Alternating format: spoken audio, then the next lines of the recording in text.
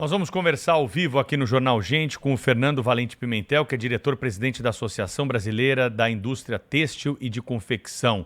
É um dos setores, né, desses 17 aí da economia brasileira que mais empregam e que estão, claro, muito interessados nesse debate. Senhor Fernando Pimentel, como é que os setores todos aí que estão unidos, né, em busca dessa prorrogação da desoneração da folha de pagamento, dessa medida que está em vigência desde o governo Dilma Rousseff, ajudando a economia brasileira, ajudando a preservar e criar empregos pelos próprios números oficiais que nós temos. Como que o setor está acompanhando essa movimentação e mais esse capítulo dessa novela? Muito bom dia. Muito bom dia a todos. Realmente é uma novela com capítulos sucessivos que só traz insegurança àqueles que querem investir e empregar no nosso país. Nós temos dito em várias ocasiões que o grande gerador de emprego é o crescimento econômico, que, vindo com boas legislações, turbinam o processo de aumento da empregabilidade das pessoas dentro do nosso país. E este projeto, ou melhor, a chamada desoneração, porque você não deixa de pagar, você só muda a base de cálculo, e tem outras compensações, como um COFINS sobre produtos importados dos setores. Essa temática ela veio do final do ano passado para cá, trazendo uma turbulência enorme. Então, a preocupação é muito grande, não só nossa, como dos 17 setores. Nós somos pioneiros nessa modelagem de pagamento da CPP, e é preciso lembrar, o governo acabou de lançar e nós estamos apoiando uma nova política industrial. Uma nova política industrial passa, antes de mais nada, pela competitividade. A competitividade passa, além das missões estabelecidas, pela redução do chamado custo Brasil. E dentro dos itens que compõem o custo Brasil, 1,7 trilhão de reais a mais do que a média do OCDE, o que mais impacta é empregar pessoas. E eu não estou falando do salário das pessoas. Eu estou falando de todo o pacote que vem junto com o emprego no Brasil. Emprego formal, que, aliás, é uma outra grande discussão. Todo mundo é a favor do emprego formal, mas nós temos uma base de informalidade muito grande e certamente não será aumentando os impostos sobre o emprego que nós vamos melhorar a tendência nessa questão. Portanto, os setores entendem que o que foi aprovado pelo Congresso Nacional deve prevalecer. Já existe no cronograma montado pelo próprio Executivo, que após a reforma tributária sobre consumo, virá a reforma tributária sobre renda e emprego. E lá, então, será o local adequado para nós discutirmos algo muito mais estrutural para toda a economia, abrangendo não só os 17 setores, mas todas as atividades econômicas, buscando, então, gerar mais empregos de qualidade com menor custo. Doutor Fernando Pimentel, muito bom dia, bem-vindo aqui ao nosso programa.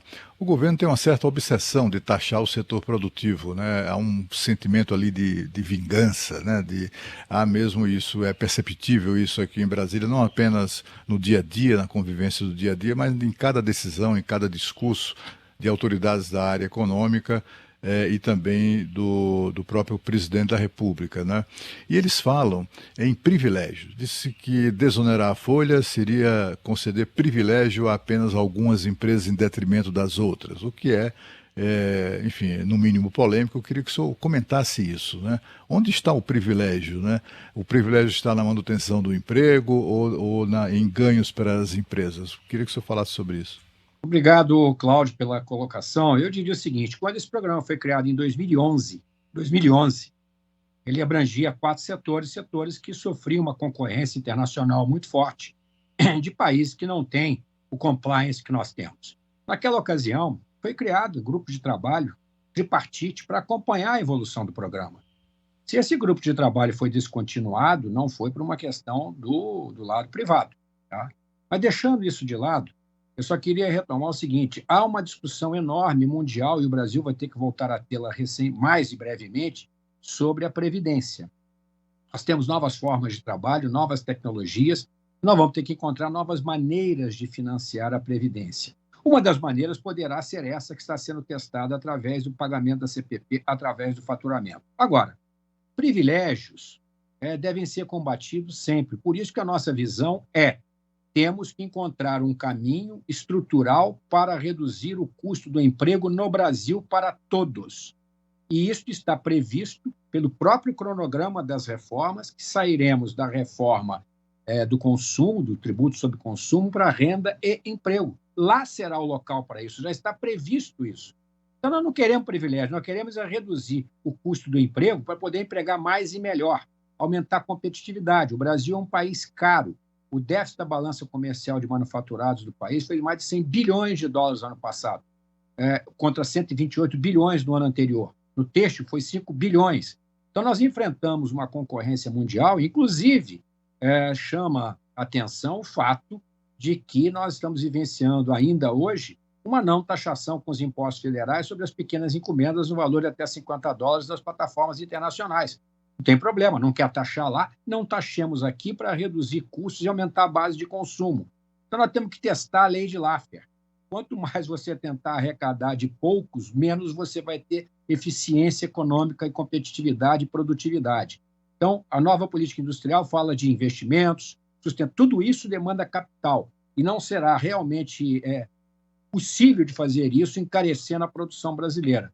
Eu acho que, hoje, lendo um pouco os jornais pela manhã, está se falando novamente, que é muito importante, do tema da revisão das despesas governamentais como um todo e da própria reforma administrativa que ficou adormecida. E não vemos a reforma administrativa como caça às bruxas, vemos para aumentar a eficiência do Estado de todas as formas, que é o que presta serviço a nós e, inclusive, também aos próprios funcionários públicos. Então, eu enxergo que essa questão da arrecadação sobre aquilo que nós mais queremos, que é o emprego de qualidade formal, vai na contramão do discurso. Portanto, o próprio cronograma estabelecido pelo Executivo já dá o caminho das pedras. Vamos discutir logo em seguida atributos sobre consumo, vamos discutir renda e emprego. Enquanto isso, prevalece a decisão soberana do Senado. Essa é a nossa visão. Doutor Fernando Sônia, aqui o senhor coloca com muita propriedade essa ausência da reforma administrativa, de todos esquecerem de repente esse assunto, quando isso poderia sim somar aí para esse dinheiro que o Estado tanto precisa. Mas ninguém mais toca nesse assunto. Agora, o senhor dá também um cenário muito preocupante, é um cenário que nós já colocamos aqui no Jornal Gente, que é a falta de empregos, a falta de trabalho e a falta de investimentos. Isso é extremamente preocupante porque é exatamente tudo o que o brasileiro quer, né, como cidadão. Essa insegurança que foi causada é uma confusão. Isso já não está inibindo esses investimentos e a criação de empregos no nosso país? Isso já está acontecendo, doutor Fernando? Olha, eu tenho muita cautela em fazer determinadas afirmações, porque, como eu falei anteriormente, o que é o maior gerador de emprego é o crescimento da economia. Agora, o crescimento da economia vai se dar por mais investimentos, e você terá mais investimentos quando você tiver mais previsibilidade e mais perspectivas futuras que esse crescimento virá. Então, sem dúvida nenhuma, esse quadro que nós estamos vivendo, assim como o da taxação, ou a não taxação com impostos federais das pequenas encomendas até $50, é um fator inibidor.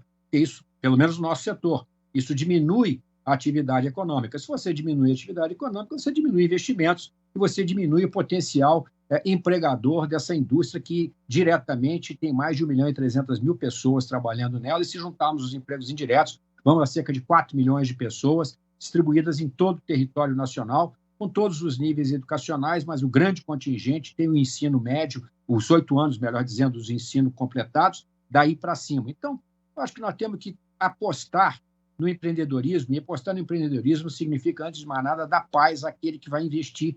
E, principalmente, eu estou falando dos pequenos e médios, porque muitas vezes os grandes têm um nível de informação, uma capacidade financeira maior e aguenta e suporta mais certas turbulências, mas o pequeno e médio não. E a economia é feita, não só a nossa, a economia mundial é feita de pequenos e médios empresários. É óbvio que você tem os grandes arrastadores da economia, as big techs, as grandes companhias, mas quando a gente olha para o nosso setor, quase 90% de pequena e média empresa, assim como é na Europa. Então, é sobre esse setor, sobre essas empresas que nós temos que observar que é o dia a dia delas, é o chão de fábrica, é pagar a conta. E quanto mais incerteza esse empresário tem, esse pequeno empreendedor tem, mais cauteloso ele fica. Isso não é bom para a gente aumentar a taxa de investimento e fortalecer as expectativas futuras da economia. Eu acho que esse ano vai ser melhor do que o ano passado. Tudo está indicando, nós vamos ter aí um crescimento não igual ao ano passado, mas temos injeção de capital, temos eleições, tudo isso movimenta a economia. Mas não vai ser nada efusiante se nós também não tratarmos dessa questão estrutural, que é a redução do custo do Brasil e que está mapeado num trabalho feito inicialmente com o Boston Consulting Group, com o Movimento Brasil Competitivo, está dentro da agenda da nova política industrial, tem uma secretaria cuidando desse assunto, que é aquele dia a dia, é aquela coisa que atrapalha o investidor e que não é tão notícia na grande mídia, porque não faz parte não são os grandes acontecimentos, mas são esses pequenos acontecimentos que acabam atrapalhando. É aquela história, você não tropeça numa montanha, você tropeça numa pedrinha que está aí colocada no chão. Então, essas pequenas pedrinhas acabam levando a tropeços que trazem um ambiente que é menos favorável. Mas vamos pensar pelo lado positivo. Eu acho que nós temos aí uma perspectiva e nós entendemos.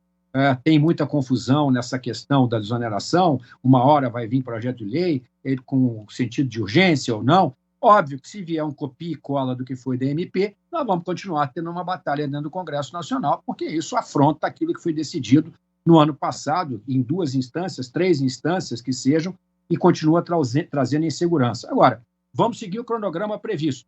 Reforma de renda, depois da reforma sobre consumo, e, inclusive, a parte do emprego, visando a melhorar a competitividade, melhorar a empregabilidade. O que traz crescimento do emprego de qualidade é o crescimento, é o desenvolvimento, é o crescimento econômico. Para isso, você precisa ter investimento. Nossa taxa de investimento está aquém que nós precisamos. Nós temos que investir 25% do PIB, estamos investindo 18% do PIB. Isso não alavanca. O consumo tem um papel relevante, sem dúvida nenhuma, mas ele sozinho chega uma hora que ele estrangula. Então, você precisa aumentar a capacidade de oferta com mais competitividade, com mais produtividade, e isso exige um ambiente mais previsível e mais seguro. Então, eu não posso dizer que as empresas já estão demitindo ou não por conta desse imbróglio, mas certamente elas estão com o pé no freio, e isso não é bom, porque nós precisamos de acelerar o investimento e o crescimento do país. Fernando Valente Pimentel, diretor-presidente da Associação Brasileira da Indústria Têxtil de Confecção, a ABIT, falando conosco aqui no Jornal Gente. Muito obrigada, viu, Fernando? Até a próxima. É um choque de vida real aqui para o nosso ouvinte, para o nosso assinante. É assim que funciona a coisa. Às vezes a gente fica ali falando muito alto, não é? Números trazidos pelo governo, bilhões. E o que conta é pagar boleto, ter capital de giro, né, na vida das empresas. Obrigada, viu, Fernando? Até a próxima. Obrigado. Tudo de bom. São